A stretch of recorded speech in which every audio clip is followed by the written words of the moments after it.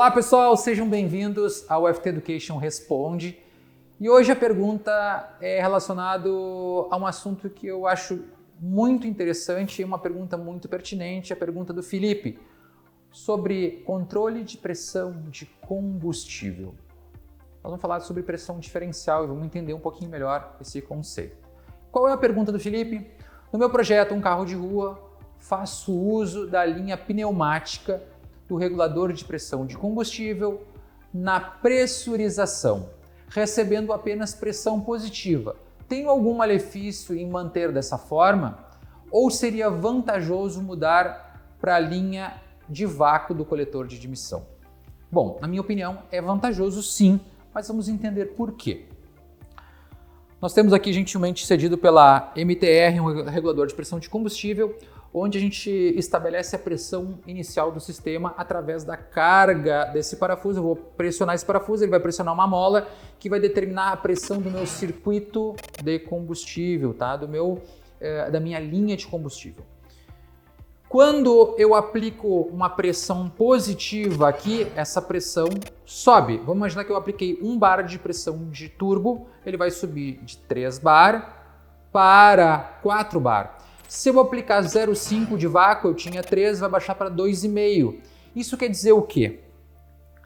Que a pressão do meu injetor vai ser sempre a mesma. Ou seja, o meu injetor, por mais que eu esteja alterando a pressão de combustível, ele sempre está enxergando 3 bar. Por quê?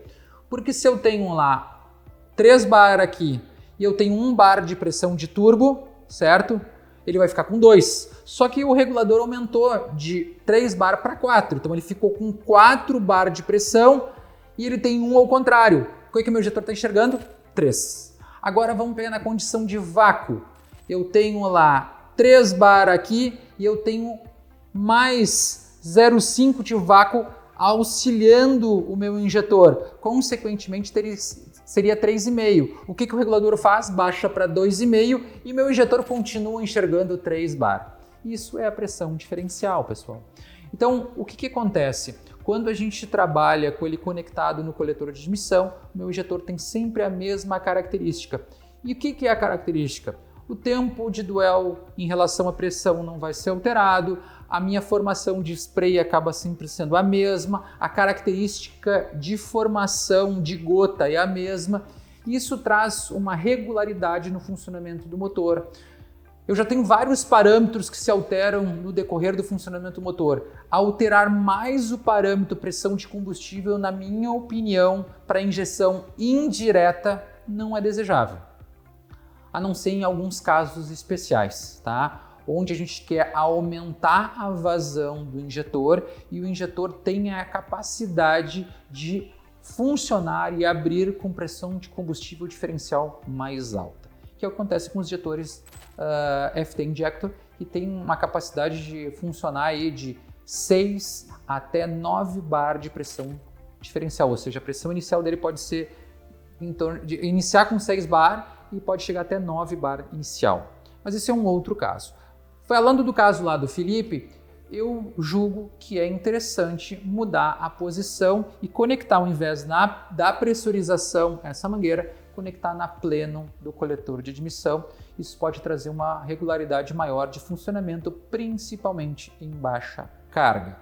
Outra questão bem importante, tá, pessoal, relacionada a controle de pressão de combustível, é a qualidade do nosso regulador e a posição que ele está instalado para ter esse controle eficaz. A pressão de combustível num sistema de alimentação de combustível de um motor com injeção eletrônica é desejável que ela sempre seja 1 para 1.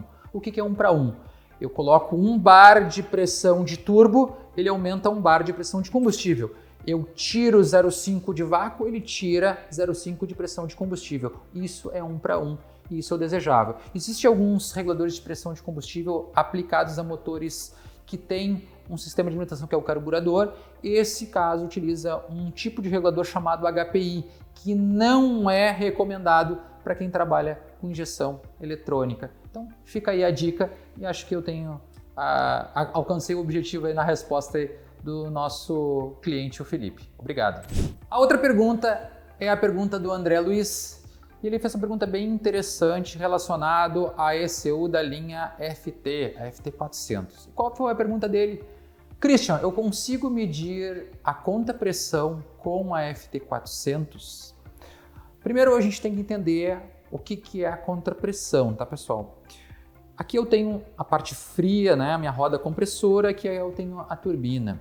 O que acontece é que quando a minha pressão de turbo está menor do que a pressão no escape, eu gero um freio pneumático. A gente cria uma relação dividindo esse por esse. Se esse número for maior do que 1, consequentemente eu começo a gerar uma restrição de escapamento, meu motor não consegue produzir mais a energia que deveria. Ele tem uma certa perda. Então eu tenho que saber, para saber se o meu turbo está bem dimensionado em relação à parte quente dele, essa é uma maneira ótima de avaliação e por isso aí a necessidade do André de querer medir. Então é o seguinte, como que ele pode fazer? Eu vou colocar aí na imagem de apoio para vocês, a gente tem aí as entradas da linha FT, numa FT400. Eu posso pegar o seguinte, tá? Eu posso pegar uma entrada branca, que seria destinada aí para pressão de combustível, ela está conectada no meu PS10 de pressão de combustível. Eu vou ter um segundo PS10 que eu vou utilizar aqui só para fazer essa medição. Eu não preciso medir isso todos os dias, eu meço uma vez ou na hora de dimensionar o turbo para ver se está tudo ok e depois eu não preciso mais estar com ele conectado. Então o que eu tenho que fazer? Meu coletor de escapamento, ele na junção de todos os cilindros, eu vou colocar ou na carcaça quente da turbina, eu vou colocar um níquel, uma mangueira, na verdade um tubo de cobre em espiral para poder criar um pouquinho de deflexão desse calor e aí conectado a ele um sensor PS10.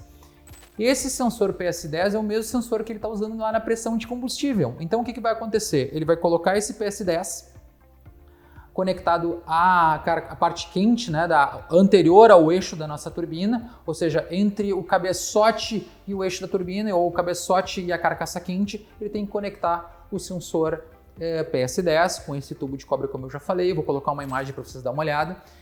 Quando ele quiser fazer a medição da contrapressão de escape, o que ele vai fazer?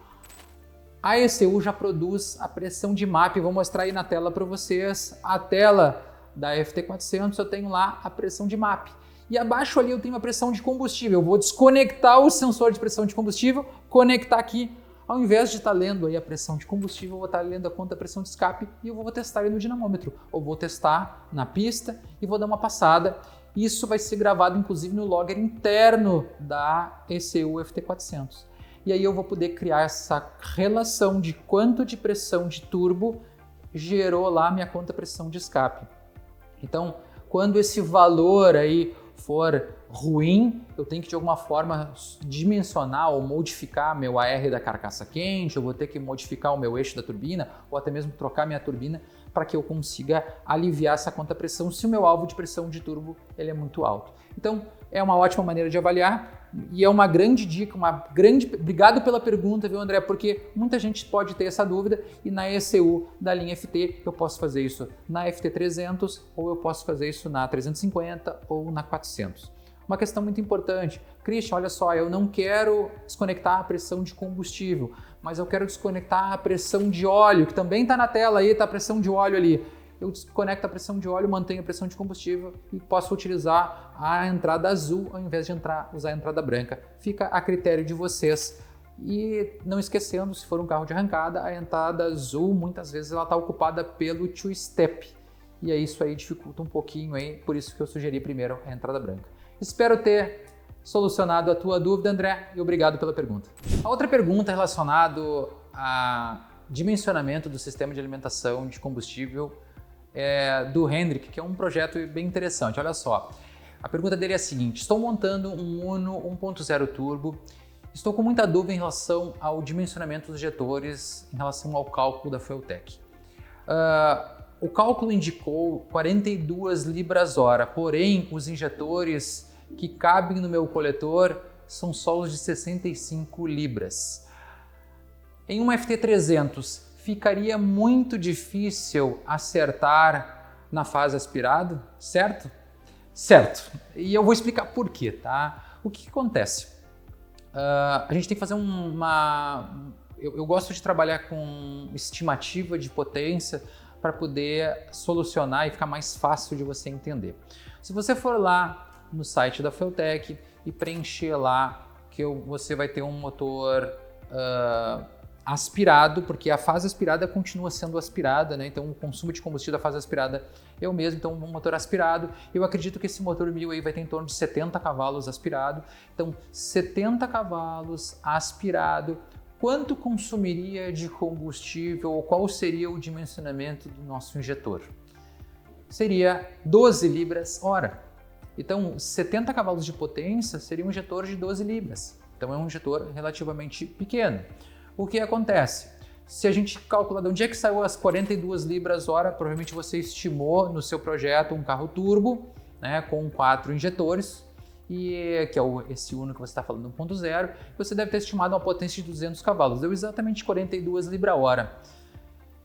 Se você for lá no site e colocar 65 libra-hora e inverter o cálculo, ele atende 300 cavalos para o seu projeto. Mas vamos entender por que ele não vai ser adequado ou vai ser superdimensionado e você vai ter muita dificuldade no acerto da fase aspirada desse motor.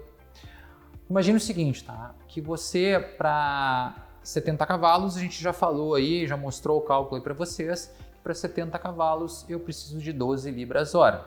Se eu pegar e dividir 65 libras, que é o que você quer utilizar, por 12 libra-hora, eu vou ter uma relação 5.4 para 1, ou seja, ele é 5 vezes maior do que o motor realmente precisa para atender a fase aspirada.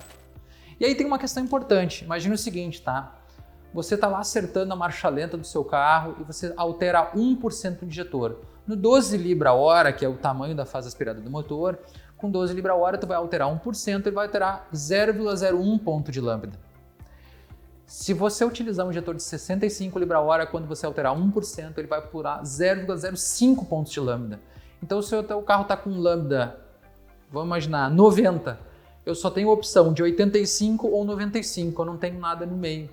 Isso acaba sendo muito complicado para a hora do acerto. Então, sinceramente, Henrique, eu não recomendo utilizar injetores tão grandes quando a gente fala da linha FT. Então, o que eu recomendaria aí para a solução do teu problema? Existem vários caminhos. O primeiro caminho seria usar 2 bancadas de injetor, uma bancada de injetor para atender a fase aspirada ou mais próximo da fase aspirada e o restante para complementar a fase turbo.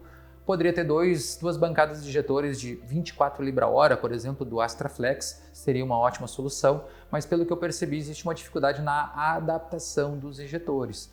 Então assim, você pode colocar na balança o que custa mais caro, né? Um coletor de admissão, os injetores, ou você pode usar o injetor de 65 libra-hora e fazer um upgrade da sua ECU. Porque no momento que você substituir a sua FT300 pela uma FT450, por exemplo, o que acontece? A resolução do tempo de injeção é 40 vezes maior, o que permite o controle do injetor de 65 libra-hora para a sua aplicação. Um erro muito comum, cuidado, viu? Muita gente vai lá e baixa a pressão de combustível achando que vai resolver porque vai diminuir a vazão.